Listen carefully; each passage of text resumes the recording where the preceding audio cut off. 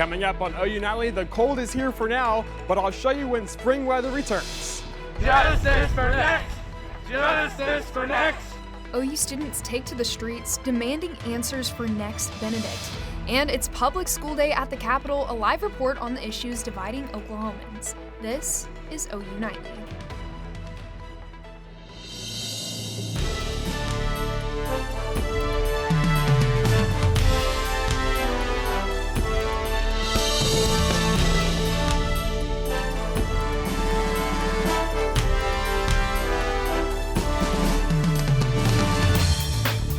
Thanks for watching OU Nightly. I'm Bailey Coyle. And I'm Kaylee Carnine. We begin tonight with breaking news. Tonight we know the Supreme Court will decide whether former President Donald Trump may claim immunity in his federal trial. We are talking about special counsel Jack Smith's election subversion case. The Supreme Court says it will expedite the case and hear arguments of the week of April 22nd.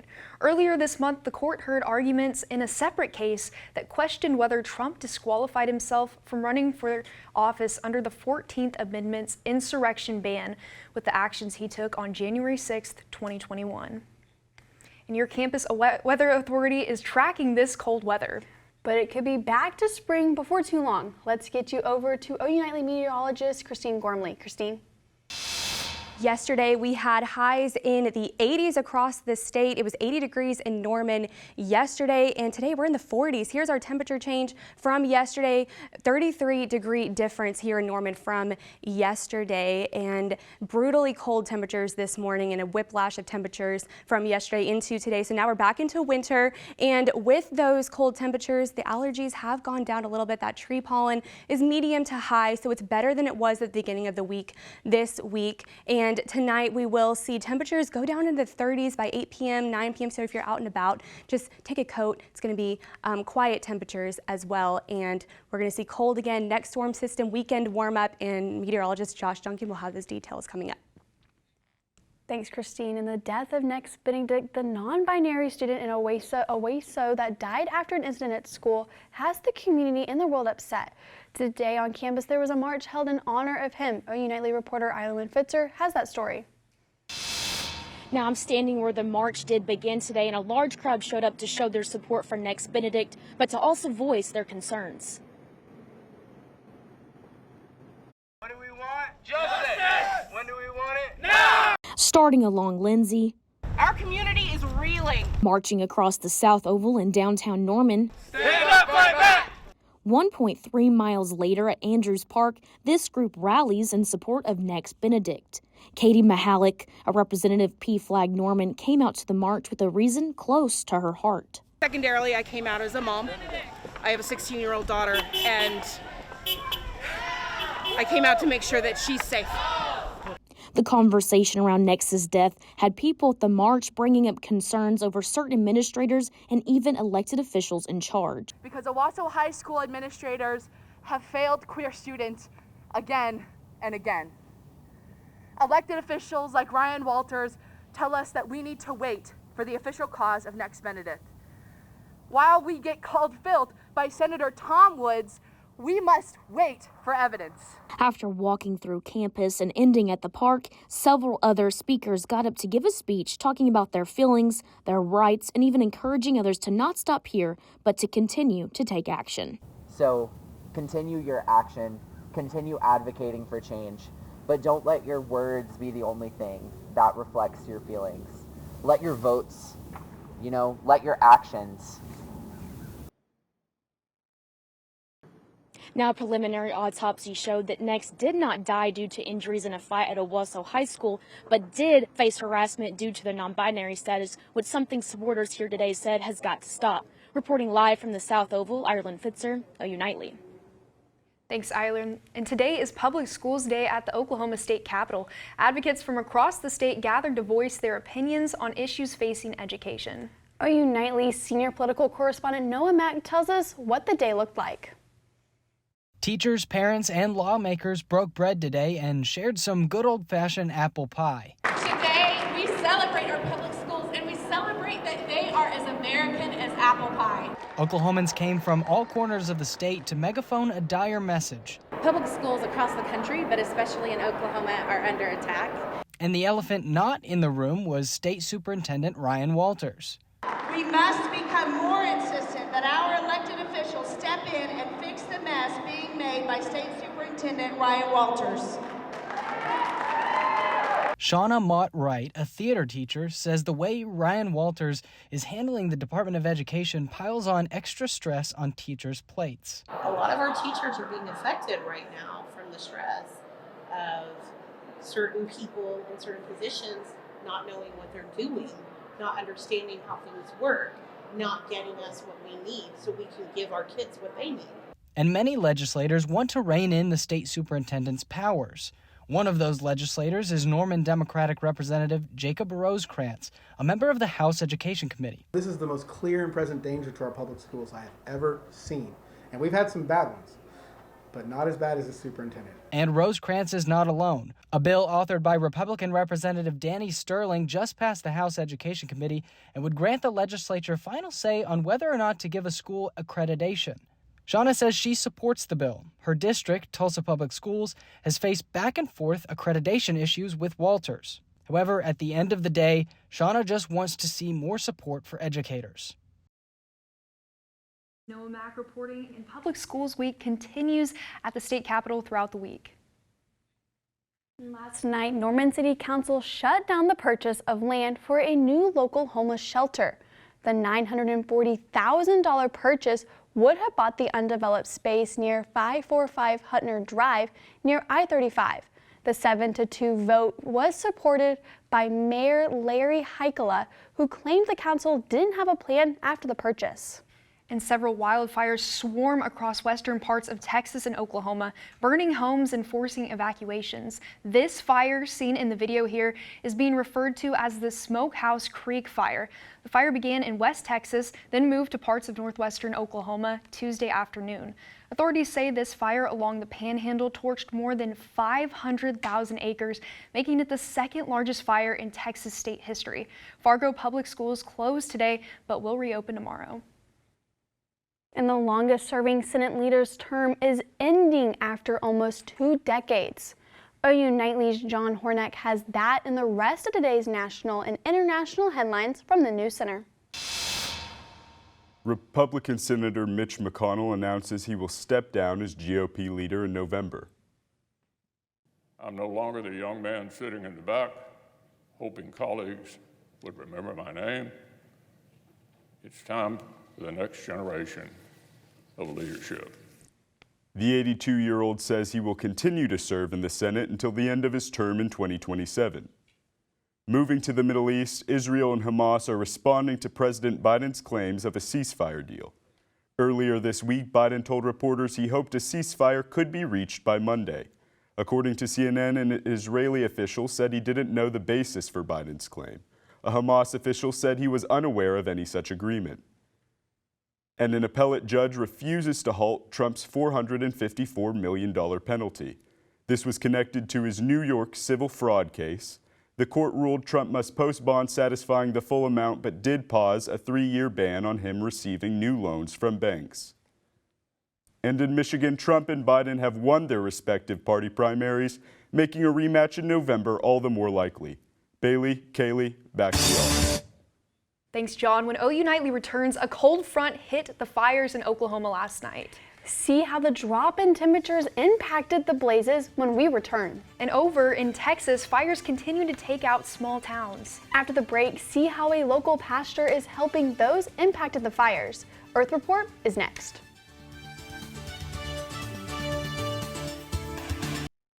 The cold front that moved through the Great Plains brought strong winds, shifting the wildfires' direction here in Oklahoma and Texas. OU Nightly's Emma McAndrews is following this in today's Earth Report. The cold front moved in from the north, quickly changing the wildfire direction. Take a look from space. You'll see the strong winds shift the fires. This created a 60-mile wide head.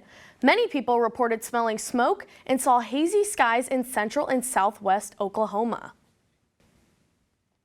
And in Texas, the fire rages on. Many small towns and cattle ranches are just a complete loss. Texans are stepping in to help their neighbor. One children's pastor is finding people shelter. Most of the people that have come in, they have lost everything. The fire, it's so unpredictable, and starting out the day, the wind was blowing out of the southwest, and then probably about 4 o'clock it switched to the north, and that sent the fire in another direction. Authorities say the fire is now larger than the state of Rhode Island. And tomorrow's February 29th, but what happens if the calendar didn't have an extra day?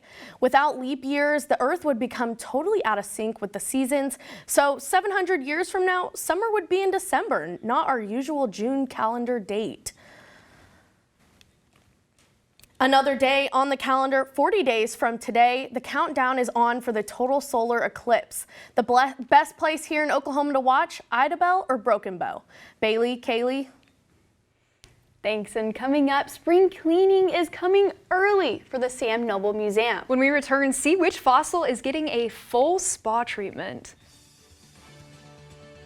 And you may have had your coat out today, but you'll need the rain jacket possibly tomorrow. I'll time out the chance of rain for your Thursday coming up. Well, good afternoon. Thanks for joining us here on this Wednesday. Yesterday was a very warm day, 79 the temperature in Norman around 2 o'clock yesterday afternoon. That drops down to a wind chill of 12 degrees this morning. It felt over 60 degrees colder, and still we are going to finish in the top 10 Februaries on record. So overall, it has definitely been a warm month. And coming up tomorrow, it will be another cold start to the day. Temperatures just above freezing at 8 o'clock in the morning. Lots of clouds tomorrow and the chance of a few isolated showers as we get into the early afternoon hours. Temperatures only making it up into the mid to upper 40s, but with a wind coming out of the south, 10 to 15 miles per hour, it's still going to feel like the 30s for most of the day on Thursday. So here's a look at Futurecast. We are dry all night tonight, clouds thickening up as we head into the overnight hours. And then tomorrow morning, you'll start to notice the first signs of some rain and snow developing out in the Texas Panhandle at 8 o'clock in the morning. We are all dry here in the metro to start your Thursday. But then as we head toward noon, notice some of this activity starts to drift in from southwest to northeast. Mostly some scattered light rain showers. There's a chance that a little bit of sleet or snow could mix in across western Oklahoma. No accumulations with this though. And then overnight, tomorrow night, that will clear out. The clouds will go with it. And Friday is shaping up to be a great day. Take a look at this. Friday afternoon temperatures right back in the upper 60s. So some very nice weather headed our way for the end of the week with sunshine returning as well. But it gets even warmer once again this weekend. Highs 20 to 25 degrees above average for Oklahoma, Kansas, Texas as well. Much of the middle part of the country will go right back to the springtime weather. So here it is, upper 60s Friday, low 80s though, again for Saturday and Sunday. Another cold front comes through for the end of the weekend, but this one will not be as strong, only cooling us down to the upper 60s.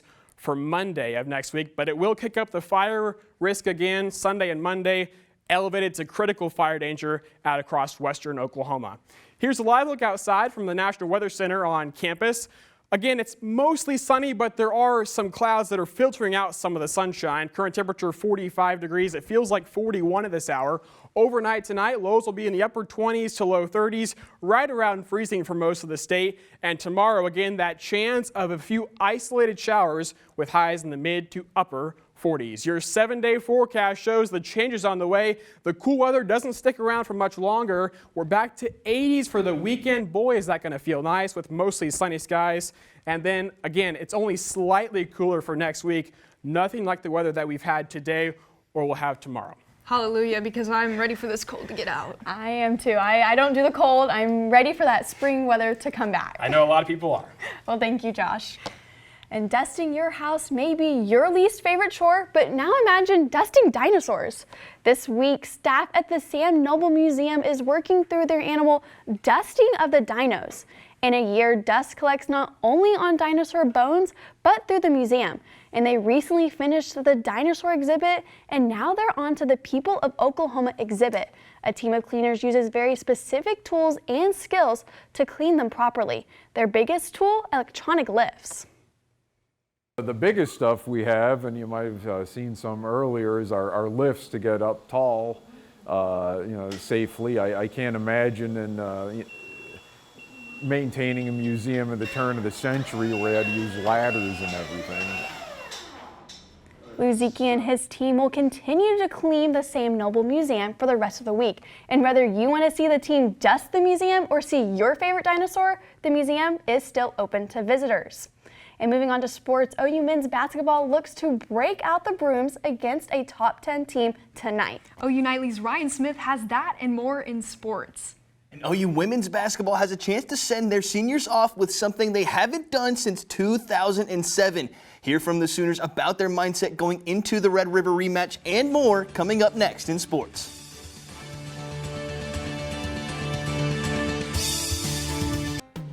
Hello, I'm Ryan Smith, and it's time for sports. OU women's basketball looks to send off their seniors with a Red River sweep against Texas tonight. And after already riding into Austin and wrangling the Longhorns earlier this season, the Sooners have a chance to break out the brooms and secure back-to-back regular season titles for the first time since 2007. But even with all of those implications, senior Skylar Van isn't letting the moment get to her. I haven't really been thinking about that or trying not to. I mean, it's really exciting, but I think we did this thing yesterday and it was like we had marbles and it's set for every game we have. So I think we're really just focusing on the next game. And I mean, we're just going to keep working hard and doing what we've been doing for 3 years now. And we hope that everything will just kind of work out the way we want it to. And kicking it out to Ames, Iowa, OU men's basketball looks to sweep Iowa State tonight. And after a buzzer beater finished in Stillwater on Saturday, the Sooners have been blown away by the Cyclones, losing 10 of their last 12 matchups in Ames. Tip-off is at 7 o'clock.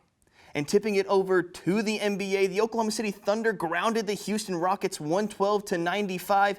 And even with the 31-point performance from Shai Gilgeous-Alexander, it wasn't the offense that pushed the Thunder ahead on Tuesday. I think we brought physicality from the jump tonight. We didn't have our best offensive game, but we brought the fight to them from the beginning. And we were able to kind of get a lead and maintain the lead for most of the night because of it. We have a lot of guys that are good defenders with good hands, and we try to be disruptive defensively, and it works in our favor. And coming off a record-breaking performance against West Virginia, OU women's gymnastics Belle Johnson brings home Big 12 Specialist of the Week, and junior Jordan Bowers wins her third Big 12 Gymnast of the Week honor of the season. And keeping it at the links, the LIV Golf Tour announced today that former OU golfer Anthony Kim is making his return to the course Friday in Saudi Arabia after not playing on the professional circuit for over a decade. Bailey, Kaylee, back to you. And one local high school team is showing off the Oklahoma standard while completing standard derivative formulas. When we return, find out more about the global status of these mathematic fanatics.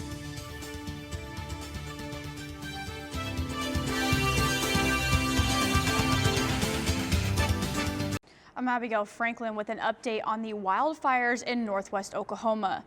The Greenleaf Volunteer Fire Department from Alva says one of their firefighters is at OU Health this evening. Officials say that the firefighter was driving in a low visibility situation and was in an accident. The extent of the volunteer's injuries are unknown at this time. And the Oklahoma Department of Emergency Management reports 14 homes are a complete loss from these fires. Bailey, Kaylee. Thanks for that update. And there's one common denominator with a group of 15 students in Tulsa. They all have a passion for problem solving. A Tulsa High School Math League team is ranked #1 worldwide. Bailey, you might say their limit does not exist. They've been a top scoring team in the state and the nation for 2 years in a row. The team has an invitation to participate in a global Olympiad in July. Man, and July sounds really great right now. It's really cold. I know. Let's get right over to meteorologist Josh Duncan for one last look at the weather. Yeah, we'll have one more cool day tomorrow with a high in the mid to upper 40s and a chance for a few showers. It is not going to be a washout tomorrow, but again, dodging some showers around midday. Then the cool weather doesn't stick around long. We're back to upper 60s on Saturday, low 80s for both Saturday and Sunday as more sunshine returns. Bailey, Kaylee? Thank you, and thank you for watching OU Nightly. I'm Bailey Coyle. And I'm Kaylee Carnine. Be sure to watch OU Nightly live weekdays at 4:30. Good night.